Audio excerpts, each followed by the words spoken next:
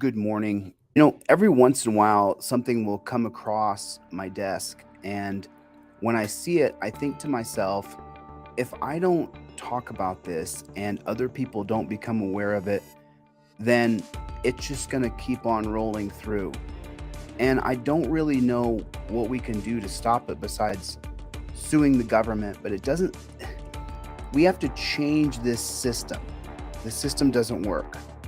It doesn't work for people. It doesn't work for humanity. It doesn't work for you and me. The Social Contract, written by Jean-Jacques Rousseau, if you guys have not read The Social Contract, it is an easy read. You can read it in one day. The entire pamphlet it's a book, but it's not a book. It takes a day. I think it took me a day to read The Social Contract. So I want to play this for you guys. I want you guys to see it. So in House Resolution Bill, let me show you guys something here so you guys can take a look at it. Now, this is a very large House bill. It's almost like the 1968 Omnibus Crime Bill. Not quite as bad. Well, probably worse, actually.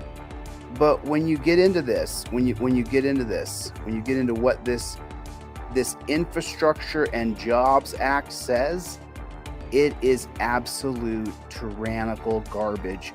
And this is one part of it that it's funny because I already heard about this long ago because I scanned through this the first time it came out. And so it's an act. And if you don't know what an act is, it's to authorize funds for federal highway aid. So this is how the federal government keeps the states participating with the ridiculous acts that they follow that are just unconscionable. It's unbelievable. I mean, what you're going to see here today is really, truly unbelievable. And we have to fight back. If you have a Ford or a Volvo, or if you have one, every couple years people upgrade their cars and they get a new lease. Well, if you're going to get a new lease in 2026, you are agreeing to the government putting cameras in your car to spy on you. So you guys have got to take a look at this. This is absolutely unbelievable. We've got to stop this. This is as bad as Cop City, Atlanta. So when I was in Ironton, Ohio, and I was exposing the corruption, there was a cop shop in Virginia. And the name of the police department, I'm going to blank on it off the top of my head, but there was a cop shop in Virginia that wrote an email to Facebook and requested my Facebook data. And Facebook gave them my data. That's why you'll see so many messages from me on Facebook. This is not a secured link. Don't send me any information here. So some just random police department in Virginia, when I was in Ironton, Ohio, requested my Facebook information, and Facebook just gave it to them. Gave them anything they wanted out of my Facebook page, my communications, my emails. I don't know what they gave them. I haven't FOIA'd the information. But I started to tell people, don't contact me on Facebook. You can't be confidential on Facebook. So all it took was some pig shack in Virginia to send in a request to Facebook and say, I want all of his data. And Facebook just gave it to them. So now keep that in mind as you watch this. Keep that in mind. Remember, I have never been to Virginia. I've been to Virginia. I just have never spent any time in Virginia. I've never done anything in Virginia. I've never cop watched in Virginia. I've never had a girlfriend in Virginia. I've never had a dog in Virginia. I've never spent any time in Virginia. And when I was kicking ass in Ironton, Ohio, and showing that the Spulgeric brothers, one's a child rapist and the other's a drug dealer, and that Pam Wagner's a corrupt pig, and when I was exposing how corrupt and disgusting it was in Ironton, Ohio, some random cop shop in Virginia sent a request into Facebook to get my data, and Facebook gave it to them. So keep that in mind. Listen very carefully to what you're going to hear, and just remember, you in your car sitting there with whoever you just have in your car, you're sitting there and the cops decide they want to see what's going on in your car. They simply send an email to a judge and they get access to the cameras that have been installed in your car for surveillance of you. That's that. I'm not kidding. This is literally like something out of 1984. This I read about this when the infrastructure bill first came out about 8-9 months ago. When first time I read it anyway, and then now there's a lawyer and he's chiming in and saying the exact same things that I was afraid of that would happen. And so you guys have got to listen to this. This is absolutely incredible what you're about to hear right now. This is incredible. Is Congress taking away your freedom by forcing you to give mandatory breath tests in your car?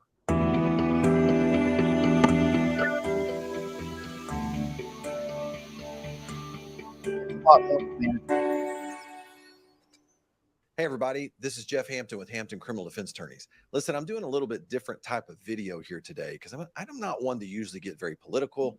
I don't get into a lot of political conversations or discussions, but there's a new law that has actually already been passed that I've got a bunch of notes here that I wanted to go over with you because it's going to affect every single person in the United States. Everybody, every law-abiding citizen in the country is about to be shocked with some of the things that are coming our way based upon the infrastructure bill that was passed. Now, let me just give you some background on this. You say, what does this have to do with you as a criminal defense attorney at your law firm? Well, first of all, understand this.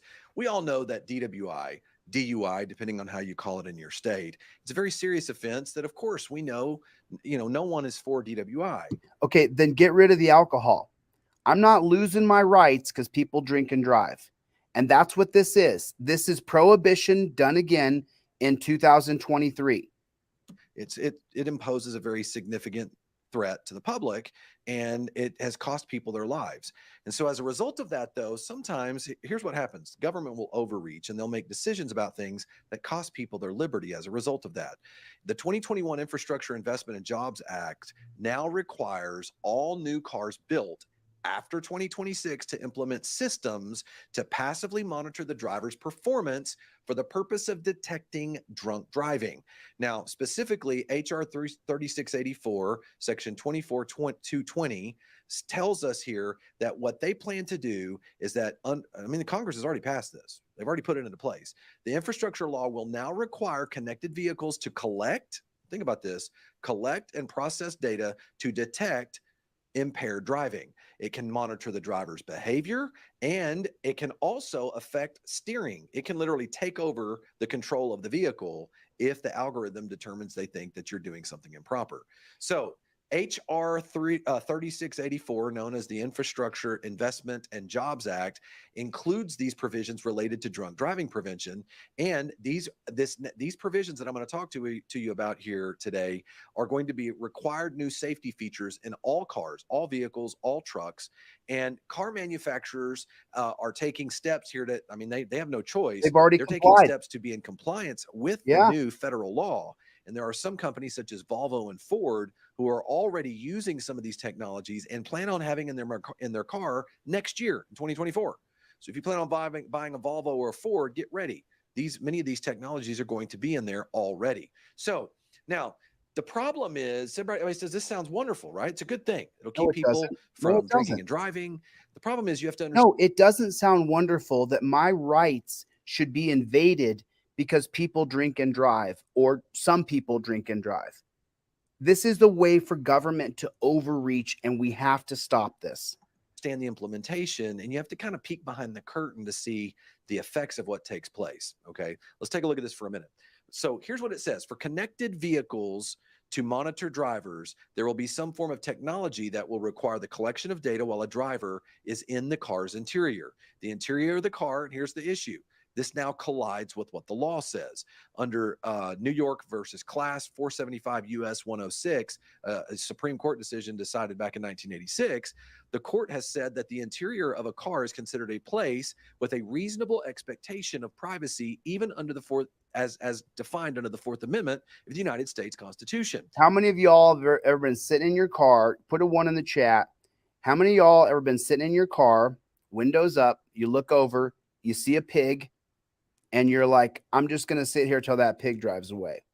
How many of y'all have ever done that? I've done that. Before I was the freedom fighter I am today, I would sit there and wait for that pig to leave because I didn't have a camera to back me up and thousands of people who would watch my video later. So when I was in jail, I didn't get railroaded. How many of you have ever sat in the car, windows up, tinted, put your blinds down, even put like curtains down? I put curtains down in my van when I traveled across the country last couple of years. And now the government is trying to make it so they can put cameras in your car and look and see what you're doing. I'm not joking. Listen to what he says. It gets even worse.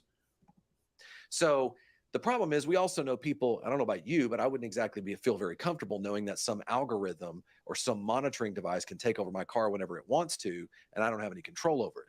So the problem is when we look at this type of structure, one of the things we have to figure out is we understand that according to this new bill, that the interior of the car is going to be monitored. There's going to be a data collection of everything that the driver is doing as they drive the vehicle. And so one of the things that we see, for example, a video recording of the interior is going to be allowed to record certain things, racial or ethnic information. It will record the likeness of the driver and the passengers. And it will, if the vehicle can monitor the speed limit of the road, it can provide precise geolocation. It's also likely going to be able to monitor your speed. So it's going to be able to tell if you were speeding at any certain period of time. This is all the stuff that's talking about that's in the infrastructure bill that's required. Now, car companies and manufacturers are justifying this. They're saying, okay, look, first of all, they didn't pass the law. They just have to be in compliance with the law, but they're not against it either. Many of the car companies are great with this because they said it'll help to be able to enforce traffic laws. But No. They are working for the government. The government is in their companies and saying, if you don't do this, we're going to make your life hell. It's us. No help is coming. You are the resistance. One could argue that the collecting of this sensitive information could, number one, it's unnecessary, right? Why are we having to collect all this information if we're just trying to prevent drunk driving?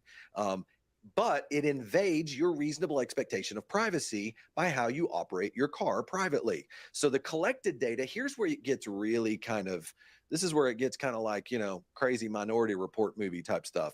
Here's where it gets a little crazy. The collected data could be misinterpreted by the algorithm. Suppose the vehicle monitors the driver's behavior to identify drunk driving and stops the vehicle after what it believes to recognize as drunk driving behavior, but then it determines later it wasn't drunk driving behavior. It was somebody with diabetes that had low blood sugar, and it made them appear to be drunk.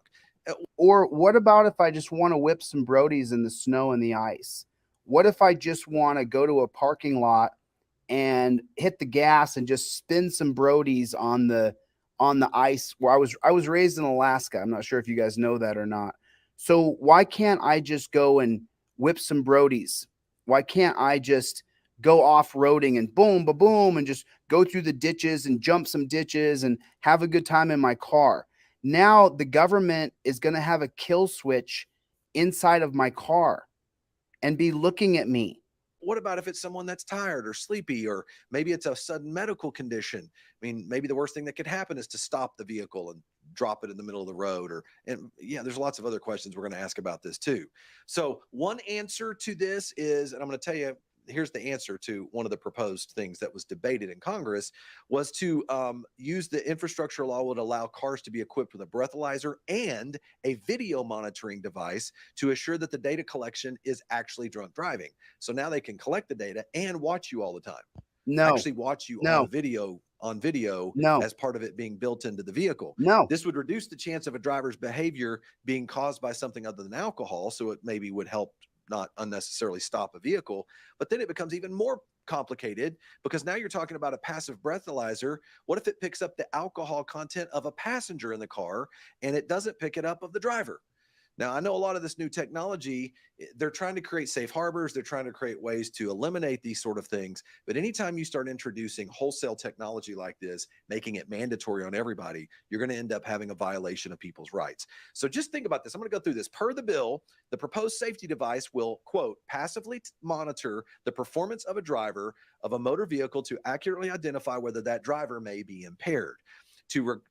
According to the RIDE Act bill, it states to require the Secretary of Transportation, acting through the administration of the National Highway Traffic and Safety Administration, to prescribe a federal motor vehicle safety standard for advanced drunk and impaired driving prevention technology. And here's the catch one. And for other purposes. What does that mean?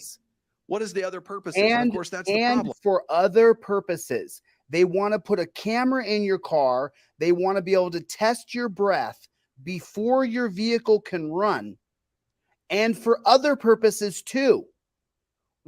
Well, what other purposes are you talking? Highway Traffic and Safety Administration to prescribe a federal motor vehicle safety standard for advanced drunk and impaired driving prevention technology. And here's the catch one, and for other purposes. What does that mean? What is the other purposes? And of course, that's the problem. That's the catch-all language. That's the stuff that Congress throws in there to be able to collect data on everybody for any reason that they want to. And so anybody who wants to enjoy the liberty of operating a motor vehicle now will have to be forced into this framework where the National Highway Traffic and Safety Administration is going to be able to use the equivalent of surveillance technology on everything you do in your vehicle. And, there's some questions that come up on this. In fact, one of the things that it says in the bill, this bill states this: technical capability. Any advanced drunk and impaired driving prevention technology required for new passenger motor vehicles under subsection A that measures blood alcohol concentration shall use the adult legal limit for blood alcohol concentration of the jurisdiction in which the passenger motor vehicle is located. Now, the question has to come up here. In order to determine that means it sounds like there's going to be mandatory breathalyzers required in every single vehicle. Does that mean there's going to be facial scanning technology that's required? Something else here? What exactly are they going to require us to do in order to be in compliance with these things? And the reality of it is the bill includes something that's the equivalent of a kill switch. In other words, here's what the bill says. It says, because driving prevention surveillance technology for drunk, impaired, or other purposes, by the way that it talks about this, it must passively monitor, but the moment that it comes up that it determines that there's a violation, that it will stop that impaired driving. So there's a preventative measure that's associated with it. So think about this.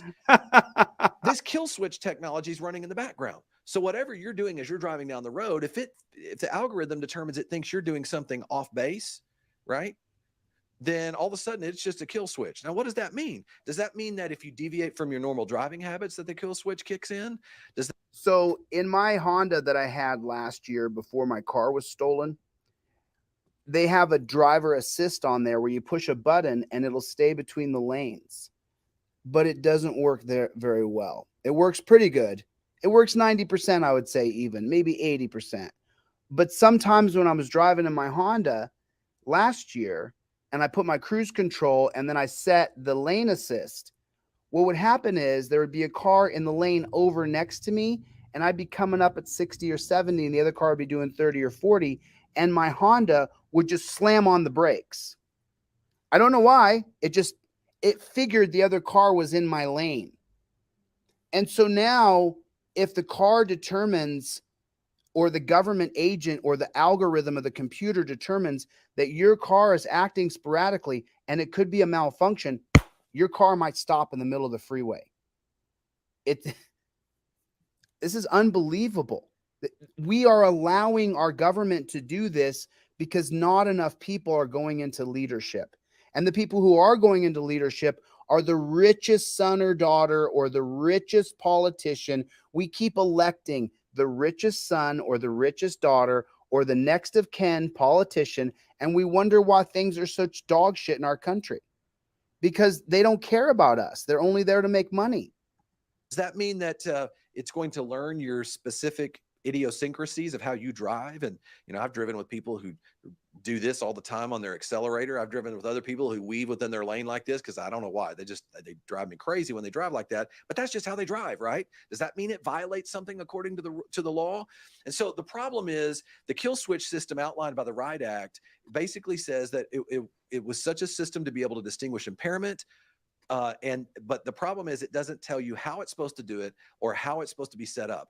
How does it distinguish between drowsiness? If it's designed to combat the problem of impairment, does that mean it's going to literally seize up? Is it going to stop on the road? Is it going to immediately pull you over to the side of the road? How are all these things going to be determined? By the way, here's the other issue. The term impairment is very much open to interpretation. When I read this and I look at what it says, we simply looking for symptoms of drinking, or are we trying to determine someone had a toke of a marijuana cigarette? Okay, now just stop right here, though. So they're saying that they're going to have access to the cameras through the RIDE Act. I haven't read the RIDE Act.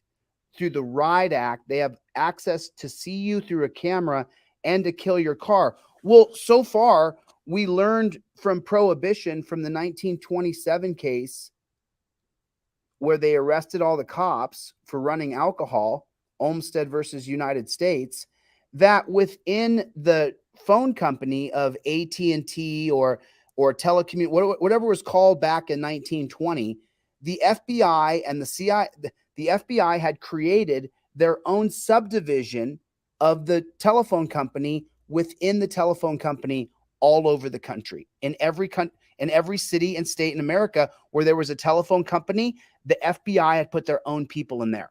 So now what we've seen with social media, with the Twitter files, is that the FBI and the CIA and ICE, all of the three-letter agencies, are inundated in Facebook, TikTok, Twitch, YouTube. It's full of government agents. YouTube is full of government agents. So's Facebook and so's Twitter. And now your car, when you travel, is going to have government agents watching you.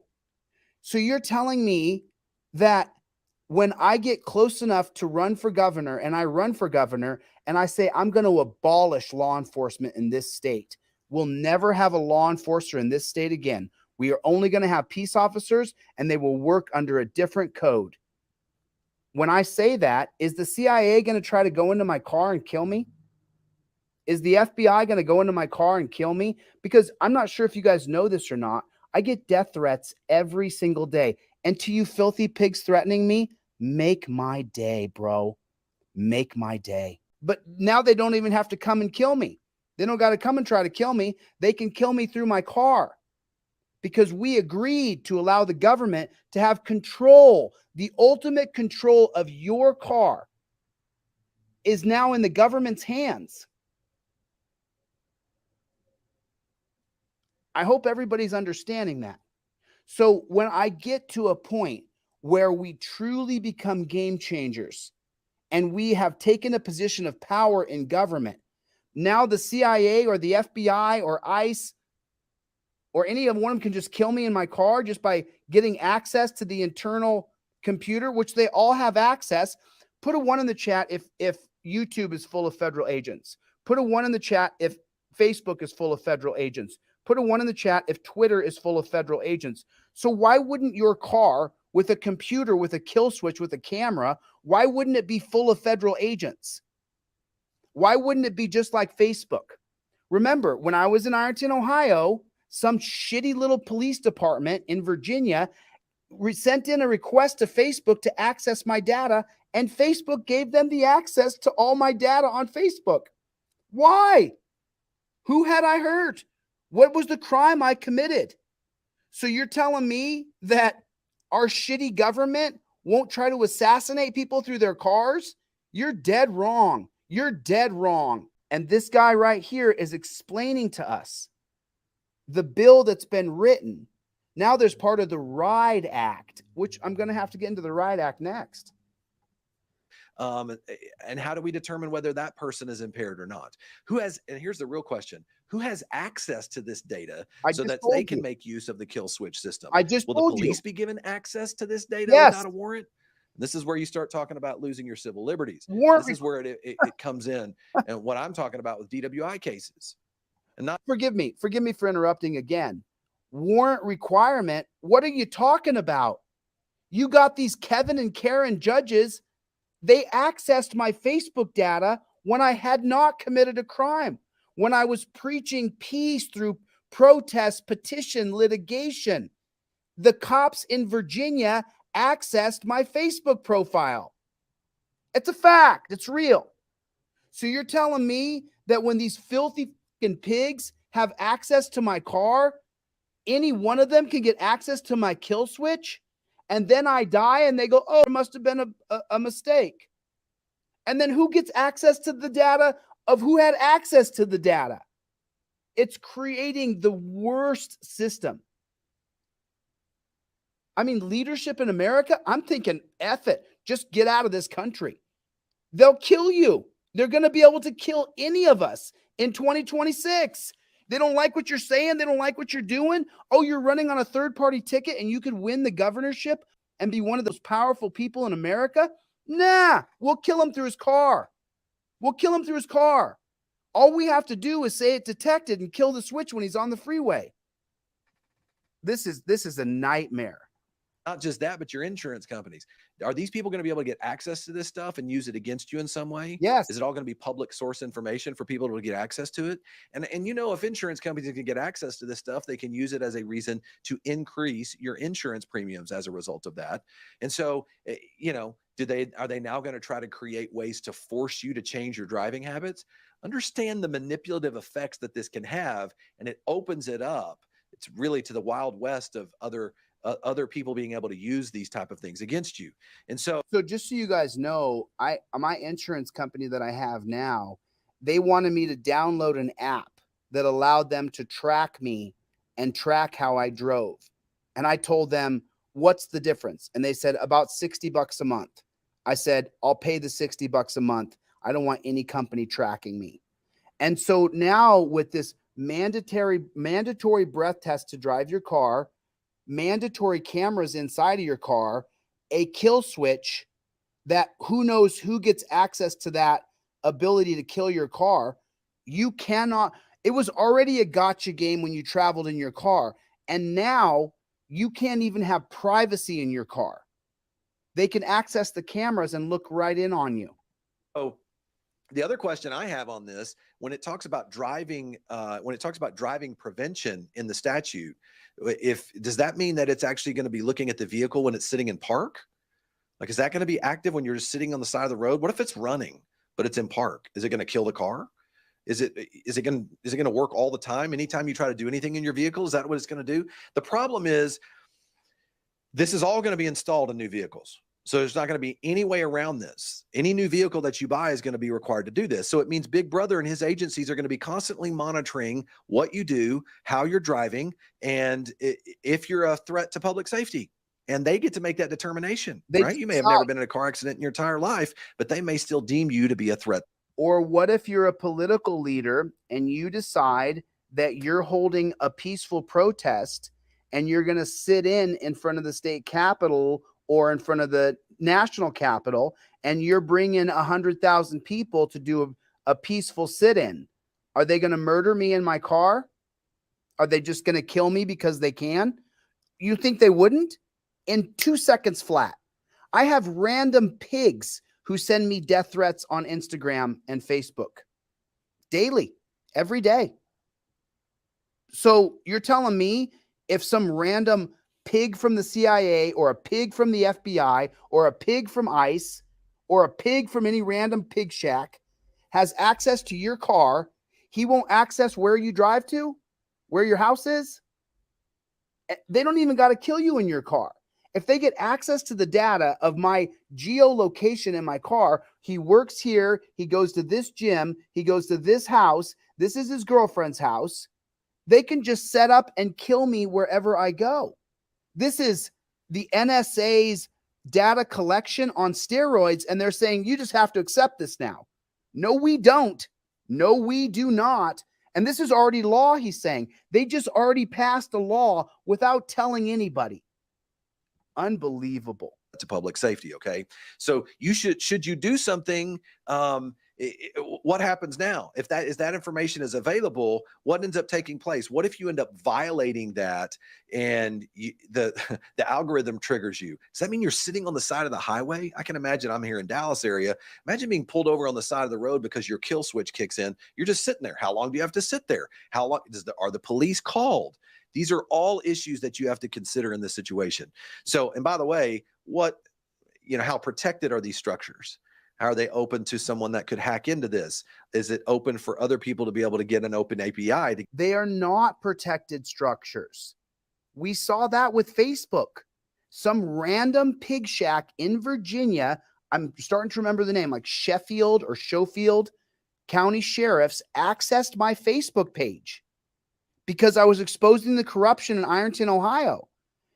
Was an ex-pig from Ironton over there? Did they access my Facebook page and then send the data of who was my confidential informants to the pigs in Ironton, Ohio? They'll give anybody access to it. All they have to do is write a little warrant for a judge from their computer and say, I really need to get in this car.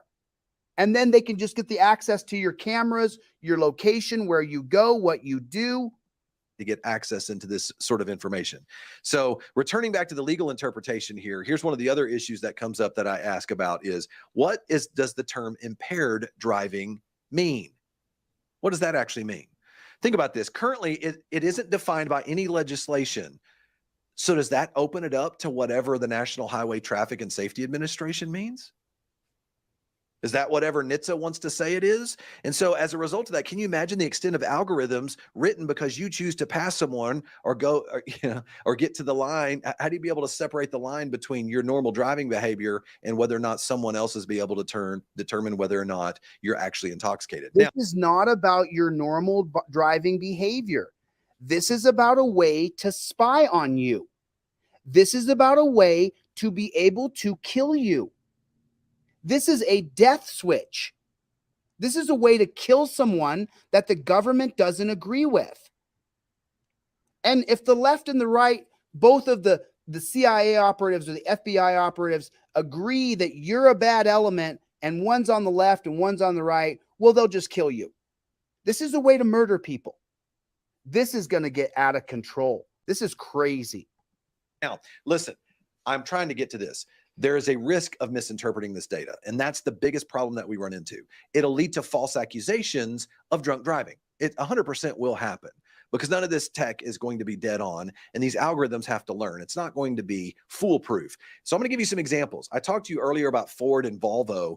They've both been developing alcohol detection systems to prevent drunk driving that are going to be introduced on their vehicles starting in 2024. One of those is known as the Driver Alcohol Detection System for Safety. This system uses specifically breath and touch sensors to measure the driver's blood alcohol concentration, and if it exceeds the limit, the vehicle's ignition system is prevented from starting at all. Okay, that's one way. All right. Now, the one being developed by Volvo is known as the alcohol lock. And here it uses sensors in the vehicle's gear shift, as well as the ignition button. When you push the ignition button to detect the driver's blood alcohol concentration through their skin. And if the BAC exceeds the legal limit, the vehicle again is disabled. The real question is not just that though. Who's contacted? What else is that reported to someone else? In what way can that be used against someone? And so these technologies, I know they're aimed to prevent drunk driving. The problem is they're in their testing phase. No one knows what their margin of error. No, they're not. Sorry, dude. Sorry, lawyer. You're wrong. They are not used for safety. They are not used for drunk driving. They are used to spy on us and to assassinate us. That's the fact. Else. In what way can that be used against someone? And so these technologies, I know they're aimed to prevent drunk driving. No, they're not. They are not. This is aimed to spy on us, to put cameras in our car and to track us. This is what the NSA has been trying to do for 2 decades. And now they've just put it into a bill that we can't travel anymore without them being able to spy on us. The problem is they're in their testing phase. No one knows what their margin of error is. They don't know whether, and none of these are foolproof. Even if you use the most reliable systems that are out there right now, the actual breath alcohol concentration that you use through a breath test, used by the Intoxilizer 5000 and others for DWI testing, those are not impenetrable either. They usually have at least some range of a margin of error, a variance built in. Even blood tests have some margin of error on them. Okay, so it's important to understand this. Now, Ford's system uses a touchpad on the steering wheel that detects alcohol through the driver's skin. Now, this is supposed to be used to be unobtrusive, and it's supposed to be used to activate, and it's supposed to basically deactivate the ability for the vehicle to start if it is able to determine alcohol. But once again, what is the margin of error? How is this stuff regulated? So the use of these, and if your car gets shut down and you're traveling between Florida and New York, and for some reason I sweat a lot and I touch my keypad and it says, oh, you're impaired. And I say, no, I'm not. And it says your car is disabled. How long is my car disabled? Can my girlfriend drive the car? Can my son? How come the car's inoperable now forever? So that means there would have to be a facial recognition system for them to be able to see that someone else is driving now. So now I have to give up my facial recognition. I don't have that on my phone and I'll never put it on. these decision-making technologies, I know they're being used to prohibit drunk driving, but they create serious ethical questions, legal ethical questions. Now, here's where I want to get to and finish the last part of this. We got to stop it. We got to stop. Think about this. Once people get access to this data, it can be used to manipulate you and punish you or reward you. And this is where I want to get into this term known as social credit score type systems. China. Now, these type of systems, if connected vehicles can collect drivers' specific behavioral data for purposes for impairment under the infrastructure law, it opens it up that rules and regulations may now penalize drivers for certain behavior that they don't like and use a score. They may keep score. Now, this social credit score, it's almost like a social scoring system where the government says, oh, you did good, you good little puppy, or you did bad, go sit in the corner. It's literally the way it works. And you say, oh, this would never happen in the United States. Well, let me tell you, this is similarly to how it was introduced in China. So when you look back on it, China did the very exact same thing. It first rolled out this system in China back in 2014 and has essentially would put people, I mean, China has now taken this to the extreme. They have now rated individual in China to put them on a blacklist or a white list, depending upon your individual score. So if you are very bad, you're on a blacklist, and there's certain things you can't do. If you do really well, you're on the white list. You can do all these other things. It's literally social engineering. It's social manipulation. And so the social credit score system is built on two parts. Here's how it works. Number one, data collection, and then reward and punishment based on that data collection. So essentially, data collection is performed in a multitude of different monitoring systems that could be used exactly the way it is right here in what I'm talking to you about in the infrastructure bill. Now, most of those ways that they evaluate this are kept secret. Certainly they are when you talk about this in China, but they gather all kinds of everything from credit search bills. Did you hear what he said? Listen to what he said here. Listen carefully to the words he uses right here. That could be used exactly the way it is right here in what I'm talking to you about in the infrastructure bill. Now, most of those ways that they evaluate this are kept secrets. Most of the ways that you'll be evaluated by the government spying on you are going to be kept a secret.